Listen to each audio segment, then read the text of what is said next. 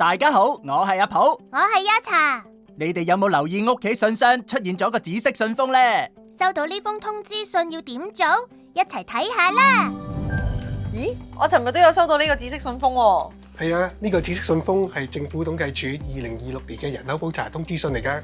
我知啊，收到呢封信呢，即係被抽樣選中嘅住戶需要參與2026年人口普查啊嘛。咦，咁你諗住用咩方式做問卷呢？我咁醒，一收到就已經做咗網上問卷啦。